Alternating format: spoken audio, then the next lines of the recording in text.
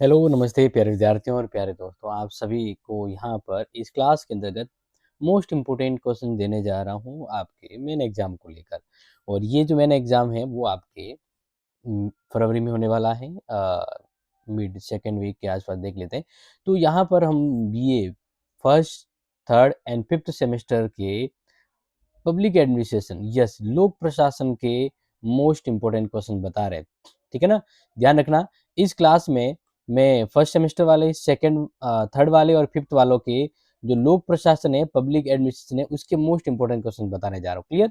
और ये आपके एग्जाम को लेकर मोस्ट है, इसलिए आप इन प्रश्नों को तैयार कर लीजिएगा ताकि आपका एग्जाम बेस्ट हो सके। और बाकी हमारी ओर से आगे इम्पोर्टेंट और मॉड्यूल पर क्लास आई तो हम आपके लिए जरूर लाएंगे।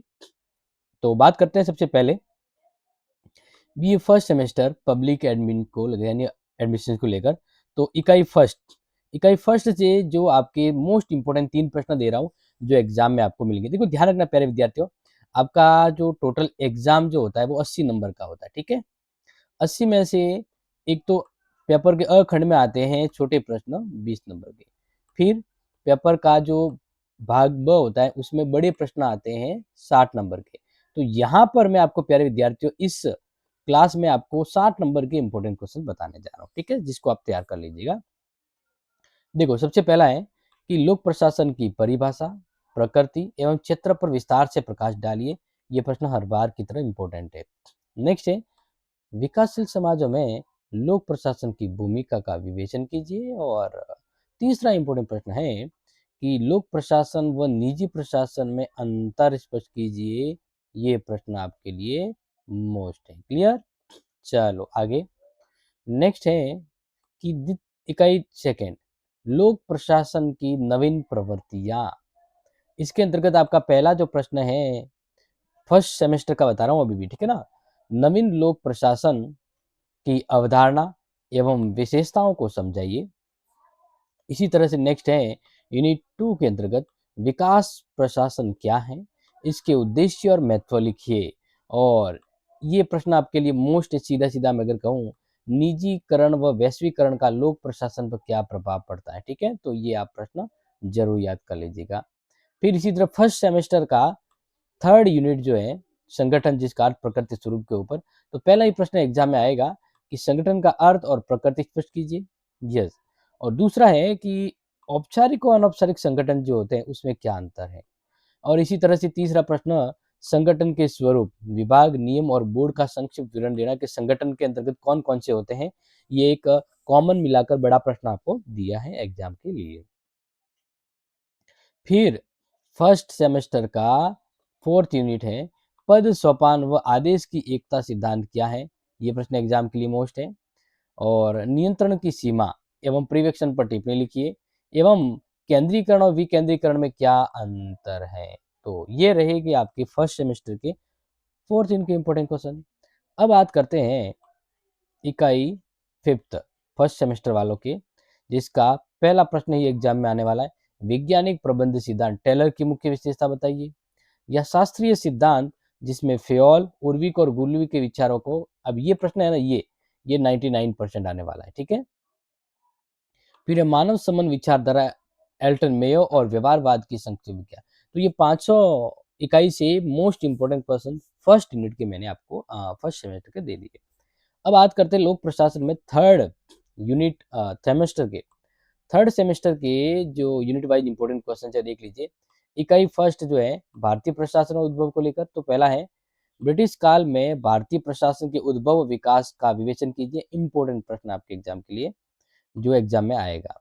फिर है भारतीय प्रशासन की मुख्य विशेषता लिखिए। और ये प्रश्न तो एग्जाम के लिए 99% मोस्ट छोटा बड़ा प्रश्न आता ही रहता है। फिर है संघीय लोकतंत्र में केंद्र राज्यों की प्रकृति स्पष्ट कीजिए।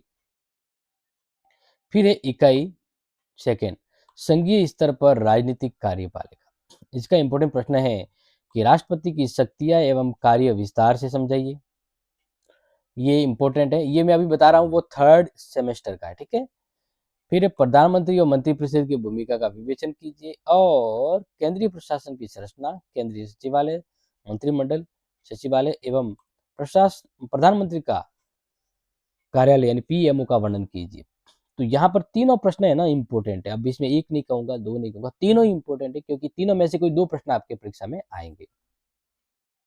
फिर इकाई थर्ड, लोक प्रशासन और प्रशासन पर नियंत्रण को लेकर। तो पहला है अखिल भारतीय सेवाएँ आईएएस, आईपीएस जो होता है एवं केंद्रीय सेवा इसका संरचना और महत्व को लेकर प्रश्न आएगा। फिर संघ लोक सेवा आयोग की संरचना और कार्यों के बारे में बताइए, मोस्ट इम्पोर्टेंट क्वेश्चन। फिर है प्रशासन पर नियंत्रण जैसे विधायी, कार्यपालिक और न्यायिक नियंत्रण। ध्यान रखना ये आपको मैं 99% बता देता हूँ, ये प्रश्न एग्जाम में छपा हुआ है। फिर थर्ड यूनिट से मतलब थर्ड सेमेस्टर से फोर्थ यूनिट का इम्पोर्टेंट प्रश्न है, भारत में बजट निर्माण, क्रियान्वयन और नियंत्रण की प्रक्रिया समझाइए। बड़ा अच्छा प्रश्न है ये। भारत के नियंत्रक व महालेखा परीक्षक जिसको सीएजी कैग बोला जाता है, इसकी भूमिका स्पष्ट कीजिए। और संसदीय समितियां जैसे लोक लेखा समिति, प्राक्कलन समिति और लोक उपकरण समिति, ये एग्जाम के लिए तीनों ही मोस्ट हैं और तीनों में से 2 प्रश्न एग्जाम में आपको मिलेंगे। फिर थर्ड यूनिट का मतलब थर्ड सेमेस्टर का 5वां यूनिट, जिसमें पहला है अनुसूचित जाति, जनजाति, पिछड़ा वर्ग, अल्पसंख्यक और महिलाओं के संदर्भ में कल्याण प्रशासन समझाइए। बड़ा ही बेस्ट इंपॉर्टेंट प्रश्न है।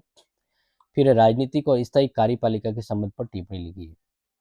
एंड नेक्स्ट है, ये प्रश्न तो आपके एग्जाम के लिए सीधा प्रिंटेड है, बस ये ध्यान रख लीजिएगा।